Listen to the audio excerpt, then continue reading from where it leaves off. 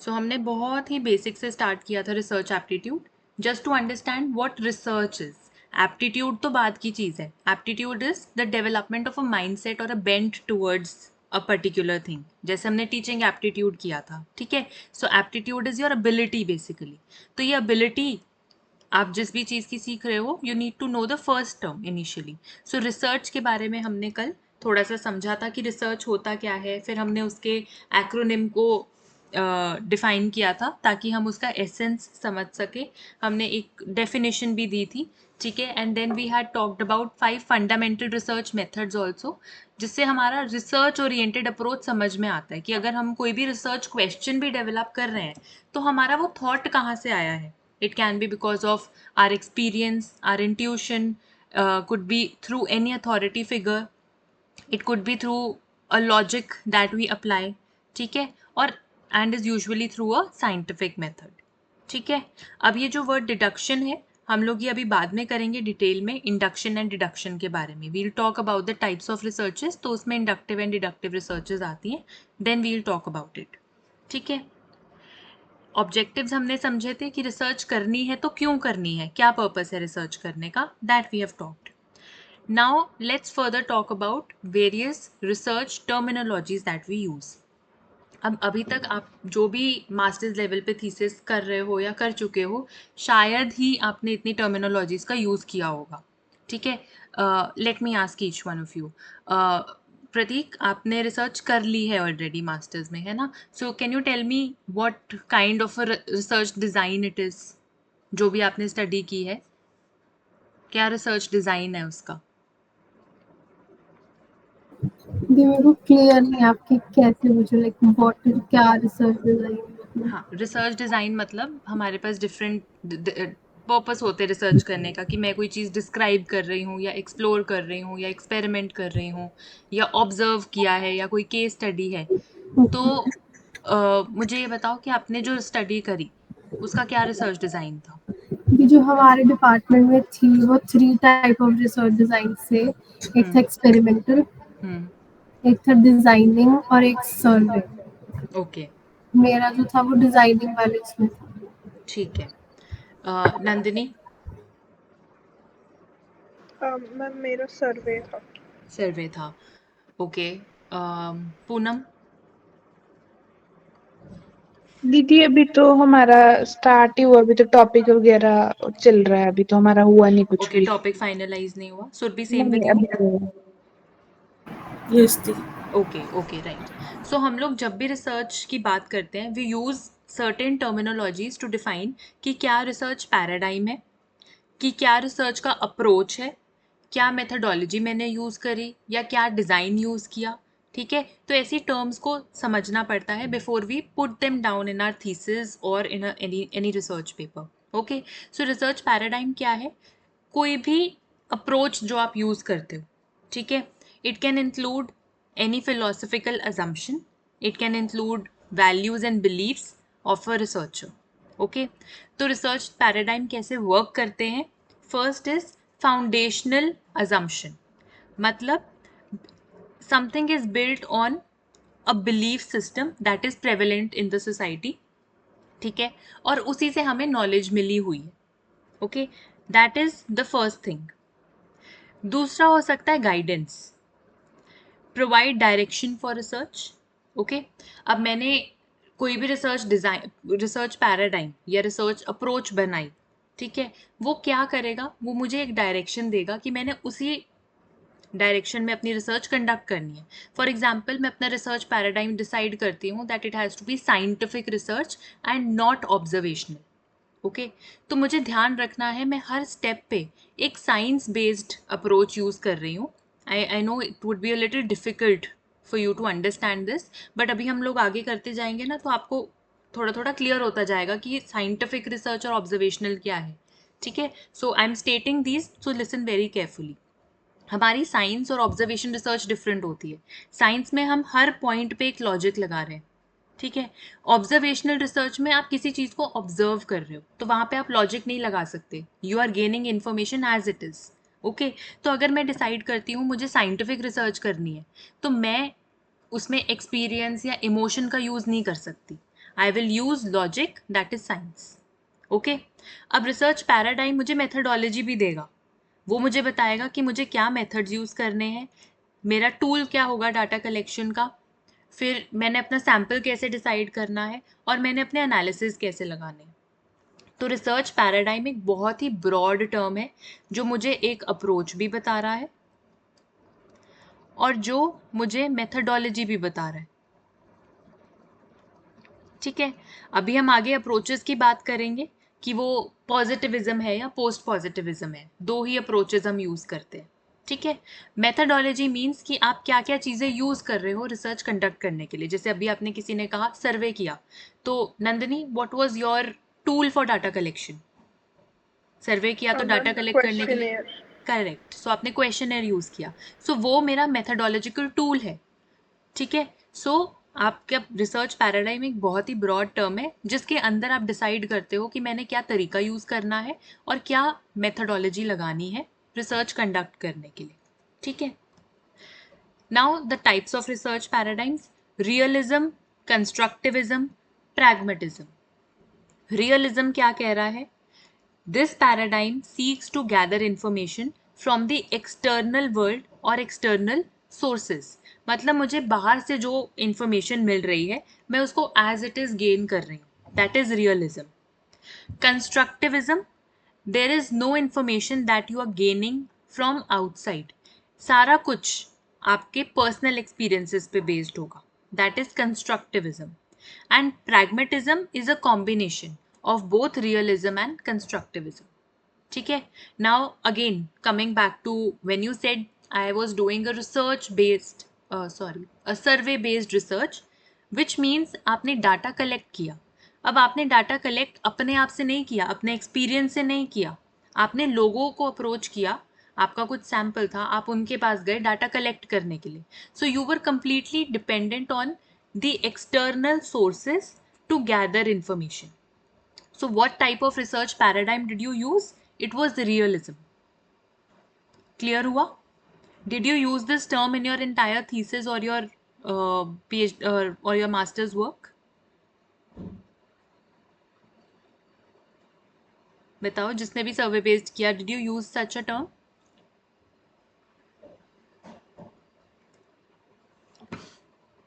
अरे जवाब दो। नंदिनी यूज किया था ये टर्म? ओके, सो नहीं पता मैम मुझे।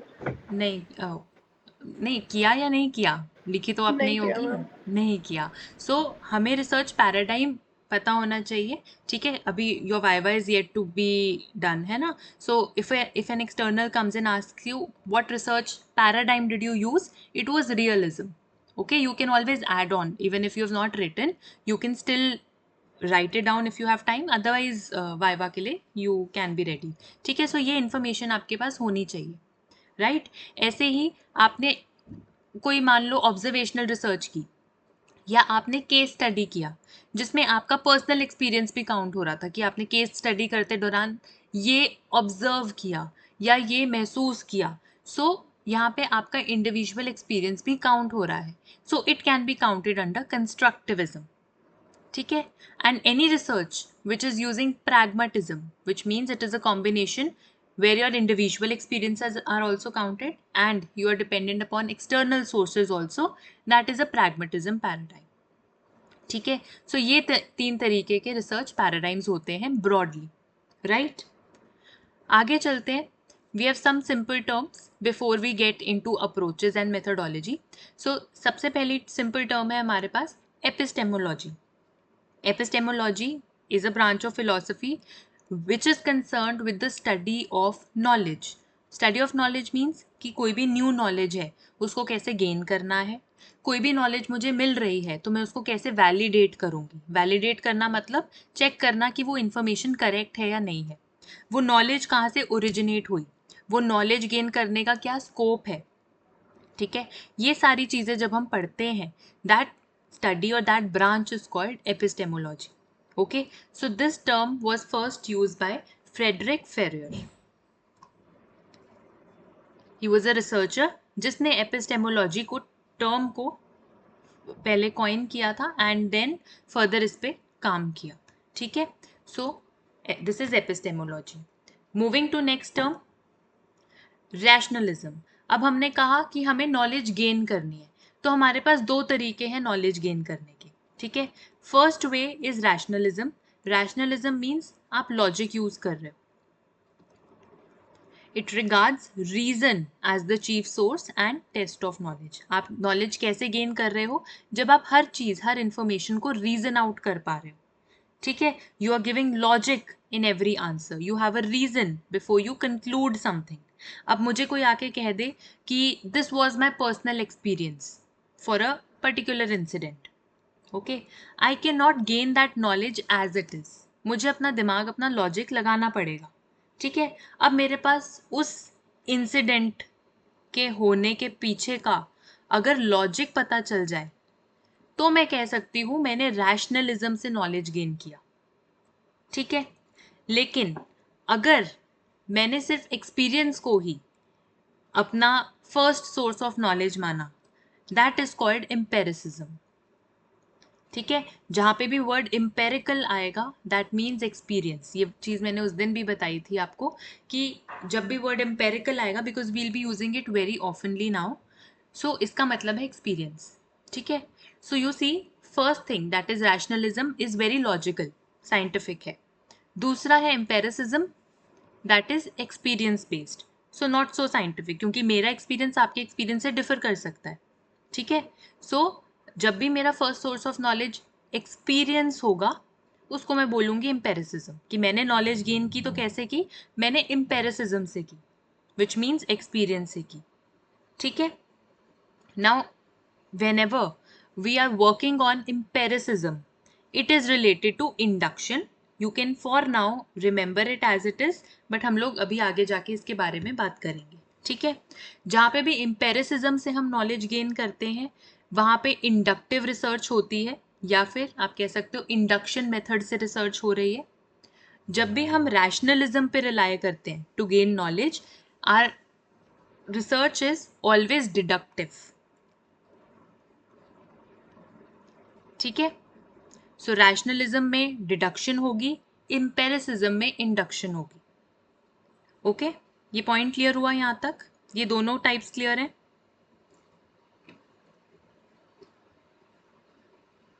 यस दीदी। यस, यस दीदी। ठीक है। आगे चलते हैं।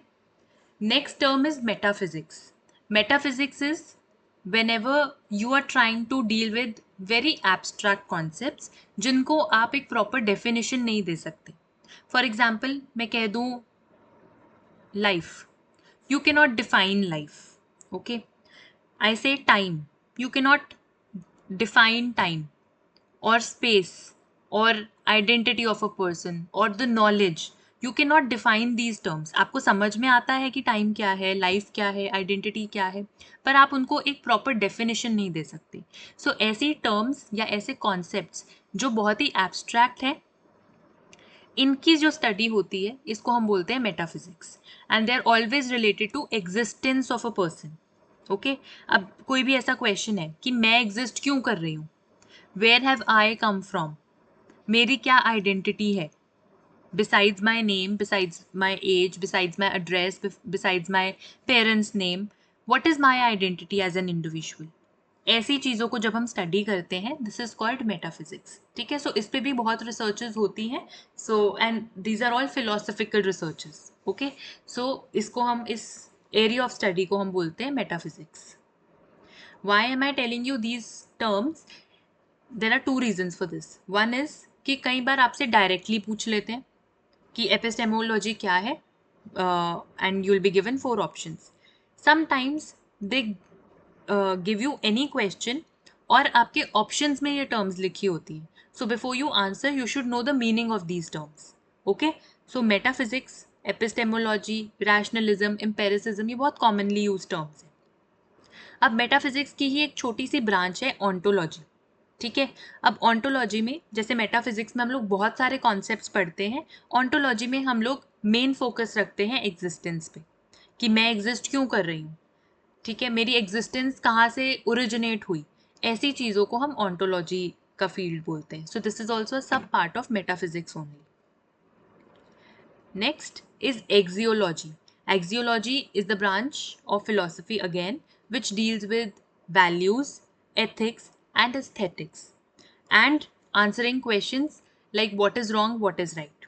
ठीक है, अब मैंने कोई now आपने कोई ऑब्जर्वेशन की, ठीक है, अब आप उसको फिलोसफी की एक ब्रांच एक्सियोलॉजी से रिलेट कर सकते हो एंड यू कैन डिसाइड कि मॉरली जो आपने ऑब्जर्वेशन की थी क्या वो मॉरली राइट थी या रॉन्ग थी. ठीक है, सो ऐसे क्वेश्चंस को आंसर आपका एक्सियोलॉजी का ब्रांच कर सकता है. Okay, so human development students can benefit from axiology कि अगर आप ऑब्जर्वेशनल स्टडी अगर करते हो, लेट्स से आप कोई क्रिमिनल स्टडी कर रहे हो, ठीक है, सो उसमें आप एक्सियोलॉजी के साथ रिलेट कर सकते हो या उनके साथ कोलैबोरेट करके you can make a judgement if that act was morally right और रॉन्ग. ठीक है, now whenever we use the word theory, तो थ्योरी का क्या मतलब होता है, हमने कुछ रूल्स बनाए जो जनरलाइज किए गए सबके लिए.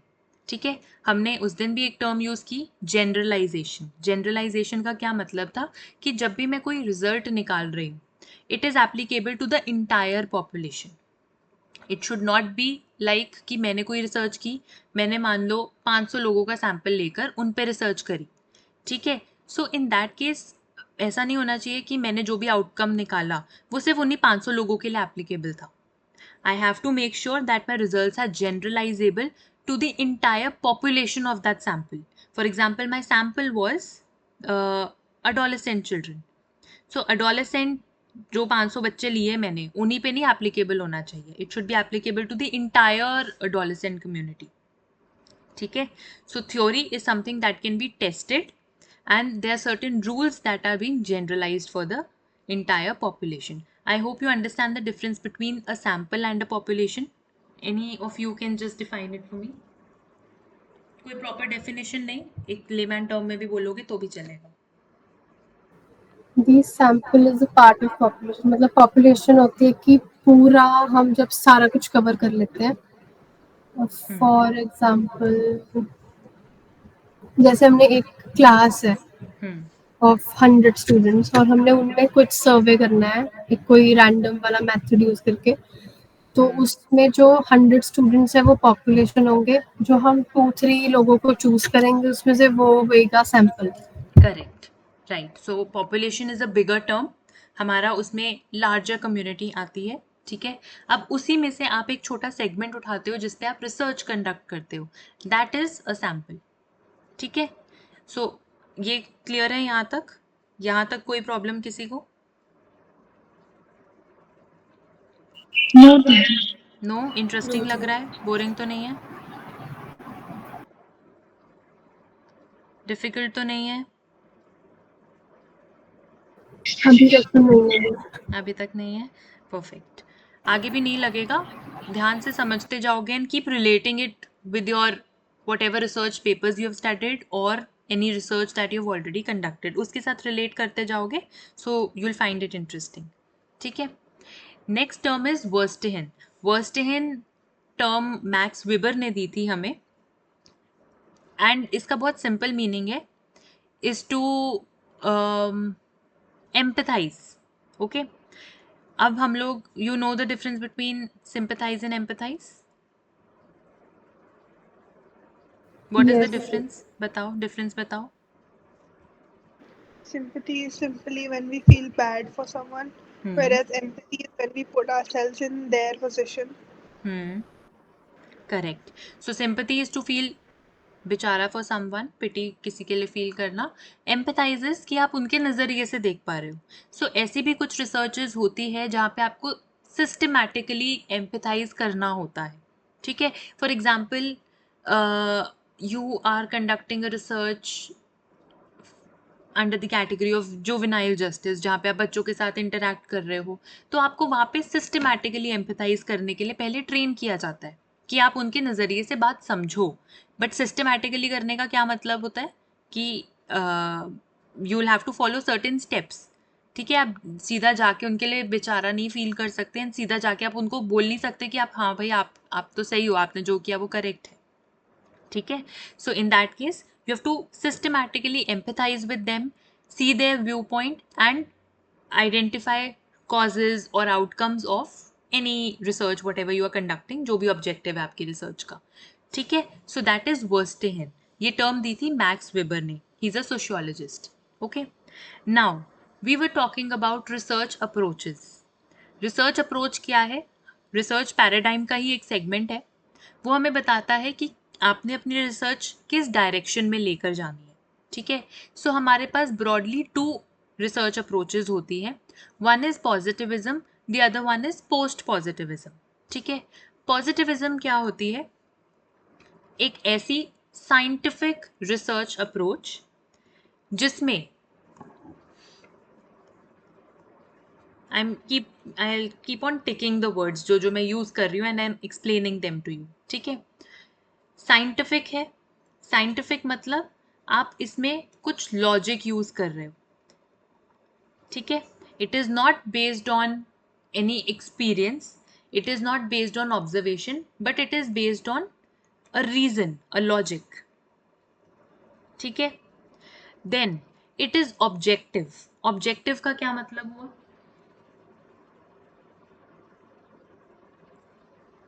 बताओ।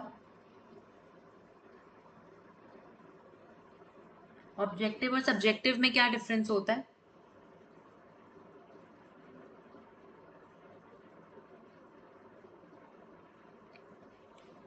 ये हमने टीचिंग एप्टीट्यूड में भी टर्म्स यूज करी थी, ऑब्जेक्टिविटी, सब्जेक्टिविटी। सो ऑब्जेक्टिविटी क्या है? जिसमें आपके पास एक ही करेक्ट आंसर होगा, ठीक है।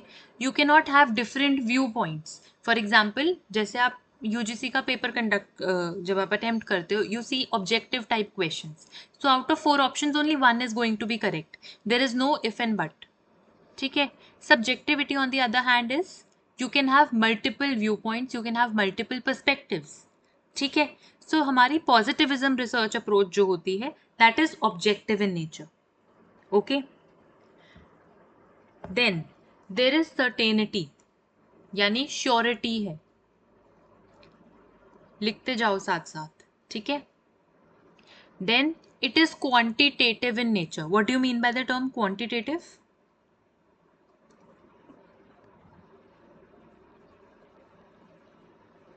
which can be measured by numbers. Very good, which can be measured by numbers. तो आपकी कोई साइंटिफिक स्टडी है तो आप डेफिनेटली उसको मेजर कर सकते हो, जैसे फूड्स एंड न्यूट्रिशन में हम लोग करते हैं।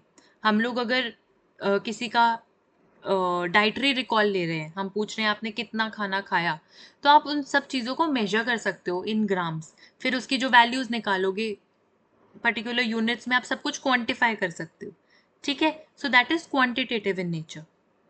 देन इट इज डिटर्मिनिस्टिक, मतलब आप उसका आउटकम निकाल सकते हो, ठीक है, डिटर्मिन कर सकते हो उसको। Then it is based on absolute reality. What do you mean by the word absolute reality?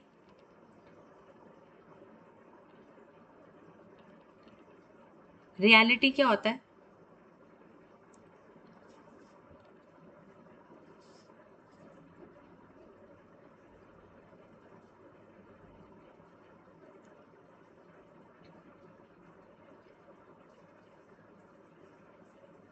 The reality होता है जो चीजें हमारे अराउंड हो रही होती हैं, जो फॉर रियल होती हैं। फॉर रियल है, ठीक है। Now everything that is happening around is all for real, okay. अब हम लोग अगर पॉजिटिविज्म अप्रोच को कह रहे हैं that it is based on absolute reality, which means it is objective in nature, again which means कि हमारे पास there is no if and but to the answer, whatever is happening हम लोग वो information as it is collect कर रहे हैं। But if I talk about post positivism approach, it is based on critical reality, मतलब जो भी चीज दिख रही है हमें, that may be influenced by let's say culture, it may be influenced by social factors, it may be influenced by emotions. So उस चीज को इन्फ्लुएंस करने के पीछे बहुत चीजें हो सकती हैं, जो भी हम देख रहे हैं may not be true reality. True reality किस में आती है? हमारी साइंटिफिक रिसर्च में, विच इज पॉजिटिविज्म अप्रोच. ठीक है.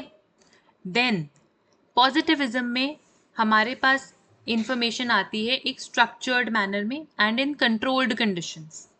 Now imagine any lab experiment that is happening. Structured है, स्टेप बाय स्टेप चल रहा है, और कंट्रोल्ड है. ठीक है. कंट्रोल्ड का क्या मतलब है? एक्सटर्नल फैक्टर्स बीच में इन्फ्लुएंस नहीं कर रहे. Then coming to the term deductive. Deductive क्या है? इसको लिख लो, this is very important. First point, deductive में every time it is going to start with a theory or hypothesis. ये आपने किसी लास्ट टाइम बताया था जनरल टू स्पेसिफिक, और हाँ. इसको टॉप डाउन भी कहते हैं. करेक्ट. सो इसको अपना सेकेंड थर्ड पॉइंट बना लेना. पहले इसको कंप्लीट होने दो. It starts with a theory और एनी हाइपोथेसिस, और हम इसी थ्योरी या हाइपोथेसिस की टेस्टिंग करते हैं. Very important point. क्वेश्चन यही आता है कि आप किस टाइप की रिसर्च में किसी थ्योरी या हाइपोथेसिस की टेस्टिंग करते हो. तो टेस्टिंग आपकी डिडक्टिव रिसर्च में होती है. ठीक है. Then second point, as you said, it is also called top down approach,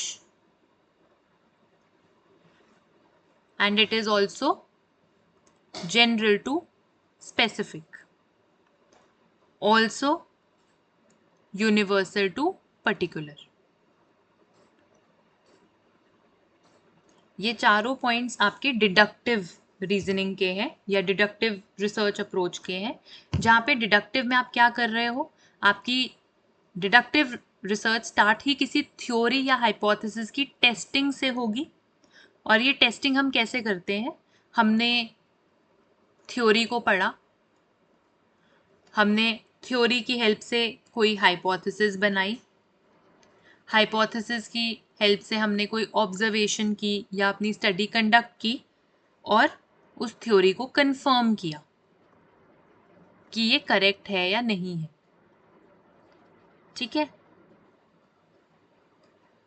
Then second point, it is also called top down approach. Third point, general to specific, यानी आप जो भी चीजें देख रहे हो from the environment, you can come to a specific conclusion with the help of a deductive research. Similarly, term बस different है, universal to particular. ठीक है. Another very important point is that whenever we are doing a positivism approach, we will always collect sample using probability sampling, which is also called random sampling.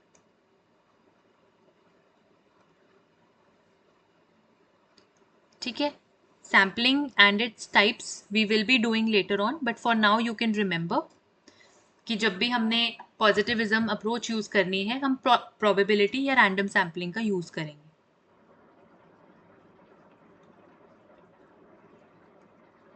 ये सारे points एक बार देखो और बताओ कोई problem किसी भी पॉइंट में.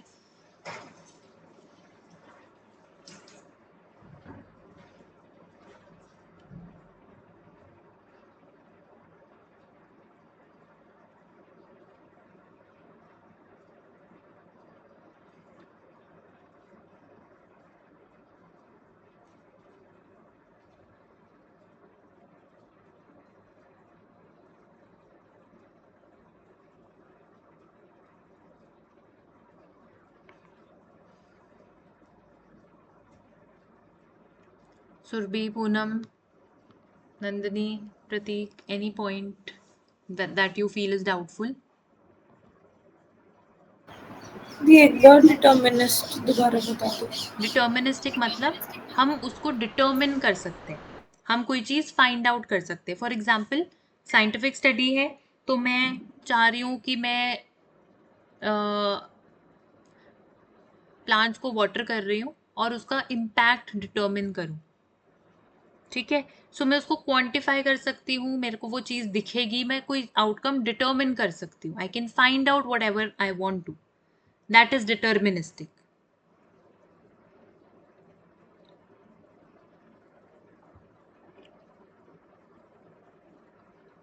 क्लियर हुआ?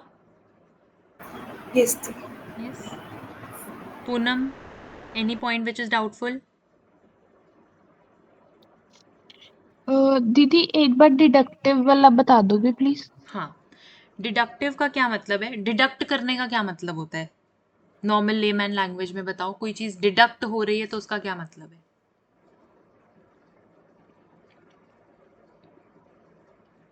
कोई चीज मतलब अगर हम पैसों की बात करते तो डिडक्ट करवाना मतलब पैसे निकालना।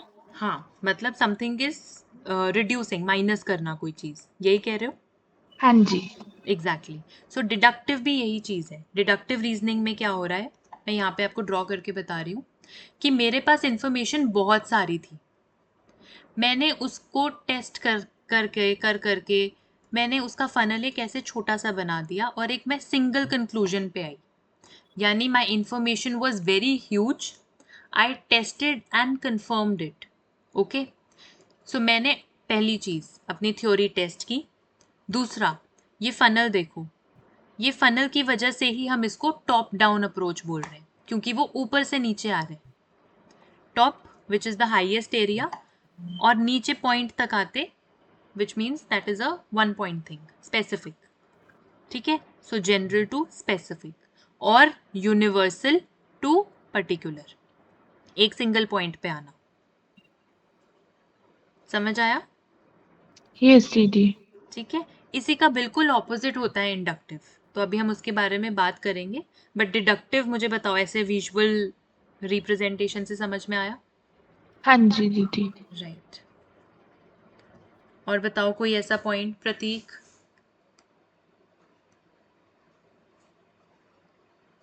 नो दीदी। All clear? Nandini? Clear now. Clear? Perfect. Now let's move on to post-positivism. A post-positivism is based on empiricism, which means empiricism का क्या मतलब था?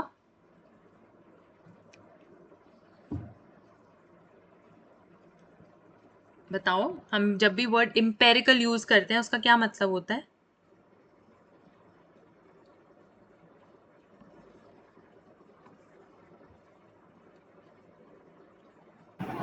Related to experience. Correct, related to experience. ठीक है, सो पोस्ट पॉजिटिविज्म में हम लोग सारी रिसर्चेस एम्पिरिसिज्म पे बेस्ड रखेंगे।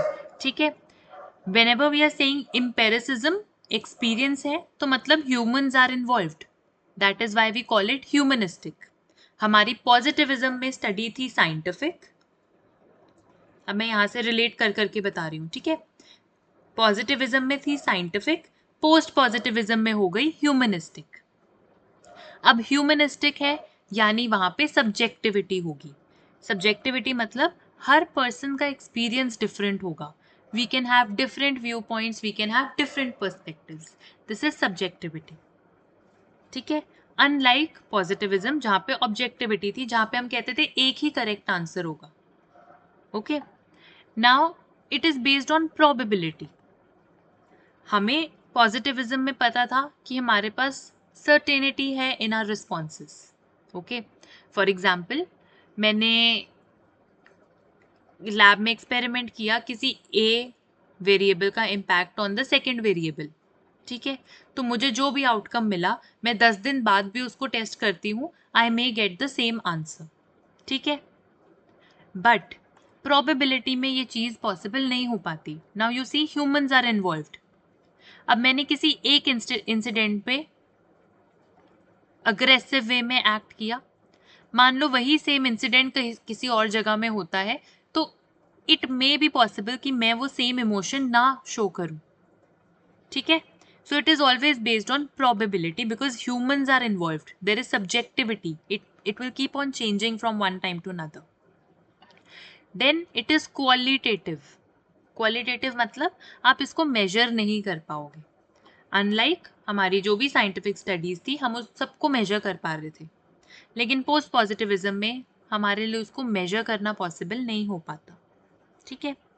Also a lot of things here are non deterministic. अब मैंने किसी पर्टिकुलर वे में एक्ट किया, आपने ये चीज ऑब्जर्व की in the observational study, but you may not know the reason behind my emotion. This is non-deterministic. Now, as I said, it is based on critical reality. आपको जो दिख रहा है हो सकता है वो complete truth ना हो. That is not real. It may be influenced by other factors. So it is based on critical reality. Then आपकी जितनी भी post positivism researches होंगी, they are unstructured and uncontrolled. आप कोई चीज़ ऑब्जर्व कर रहे हो, it is based on experience, it is based on observation, तो आप उनको कंट्रोल नहीं कर सकते. ठीक है. अनस्ट्रक्चर्ड रहेगा. आप मान लो कोई इंटरव्यू कंडक्ट कर रहे हो इन द नेचुरल सेटिंग्स, आप वहाँ पे किसी से कोई क्वेश्चन, आप जो भी क्वेश्चन प्लान आउट करके जा रहे हो, you will always ask questions based on what responses you are getting. ठीक है. तो आपका इंटरव्यू मेथड वहाँ पे अनकंट्रोल्ड और अनस्ट्रक्चर्ड ही चल रहा है. ठीक है. आप वहाँ पे सब कुछ कंट्रोल नहीं कर पाओगे. Right. Then coming to inductive. अब इंडक्टिव के सिमिलरली आप 4 पॉइंट्स बनाओ. अब जैसे डिडक्टिव में आप थ्योरी को टेस्ट कर रहे थे, इंडक्टिव में हम थ्योरी को ही बनाते हैं. ठीक है. You make observations and make a theory. अब थ्योरी बनाने का क्या मतलब है, आपने जनरलाइजेशन बनाई. अब जैसे हमने ह्यूमन डेवलपमेंट में थ्योरीज पढ़ी, हमने जीन पियाजे की थ्योरी पढ़ी, हमने वाइगॉत्स्की की थ्योरी पढ़ी, हमने कोलबर्ग की थ्योरी पढ़ी थी. तो कोलबर्ग की थ्योरी में हमने पूरी स्टोरी भी समझी थी पहले, है ना. हमने देखा था कि क्या ऑब्जर्वेशन हो रहा है, क्या पैटर्न बना, और उससे हमने एक थ्योरी बनाई. इफ यू रिमेंबर, वो हेन्स वाली जो कहानी थी जिसमें हस्बैंड अपनी वाइफ के लिए ड्रग चुरा लेता है. Remember that story. यस दीदी. है ना. तो उसमें हमने क्या पैटर्न ऑब्जर्व किया, जब कोलबर्ग ने डेटा कलेक्ट किया होगा तो उसने क्या पैटर्न ऑब्जर्व किया और उसके बेसिस पे उसने थ्योरी बनाई. तो इंडक्टिव में हम क्या कर रहे हैं, we are making observation and creating a theory. ठीक है. Second point, it is called bottom up approach. जैसे हम डिडक्टिव को टॉप डाउन बोल रहे थे, इंडक्टिव को हम बॉटम अप बोलते हैं. Third point, it is specific to general. Fourth point, it is particular to universal.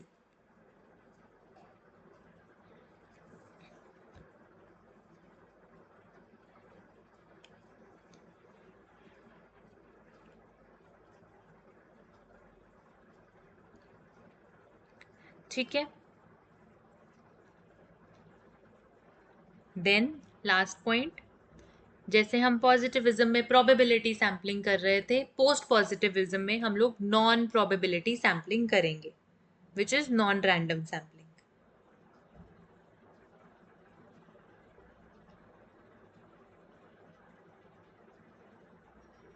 ठीक है. सो ये है आपकी दो broad approaches, positivism and post positivism. Go through all the terms. I am giving you 2 minutes. Go through all the terms and let me know if you have any problem.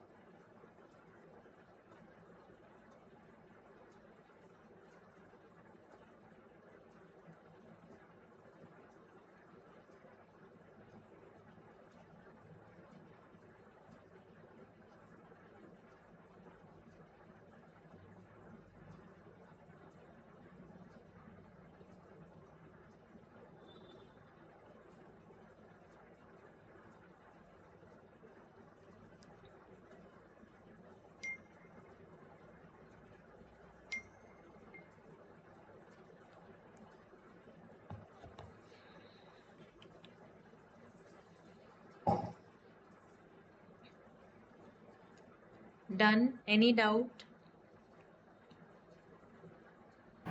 नहीं, इसमें question कैसे आएगा? Question कैसे आएगा? अब there are 2-3 ways. Okay, first is direct question. पूछ लेंगे कि पॉजिटिविज्म में 1 2 3 4 5 6 आउट ऑफ दीज 6 कोड्स क्या क्या मेथड्स यूज होते हैं. ठीक है, it is scientific, it is based on objectivity, it is based on absolute reality and so on. ठीक है. सेकेंड, डिडक्टिव इंडक्टिव पे क्वेश्चन फिक्स्ड होता है. ठीक है, टॉप डाउन अप्रोच है या बॉटम अप है, जनरल टू स्पेसिफिक है, थ्योरी किस में बन रही है, थ्योरी किस में टेस्ट हो रही है. सो ये क्वेश्चन फिक्स्ड रहते हैं. So deductive inductive is so undoubtedly very important. Third is, अगर क्वेश्चन उनको क्वेश्चन पेपर डिफिकल्ट बनाना है तो सिचुएशन बेस्ड होगा. सिचुएशन बेस्ड यानी थोड़ी कहानी दे देंगे कि एक पर्सन था, उसने ऐसे रिसर्च कंडक्ट करी, उसने ये सैम्पलिंग यूज़ करी, उसने ऐसे मेजर किया था या ऐसे ऑब्जर्व किया था, या कुछ पूरी कहानी दे देंगे और वो पूछेंगे कौन सा अप्रोच यूज़ हुआ है. ठीक है. सो ये 2-3 तरीके हैं क्वेश्चंस के. मतलब हमें मेन तो ये पॉइंट्स लर्न करने हैं ना. हाँ, मेन है इसमें पॉइंट्स लर्न करना और उसको समझना एक एक पॉइंट को. मतलब उनकी करेक्टरिस्टिक्स की हाँ क्या क्या जी, हाँ जी. ठीक है. है. यस, आगे चलें.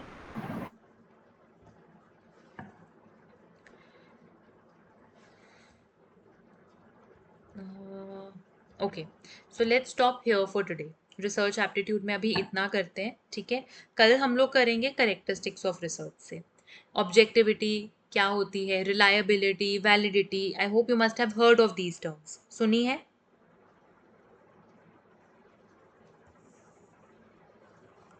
सुनिए ये टर्म्स. यस, ठीक है.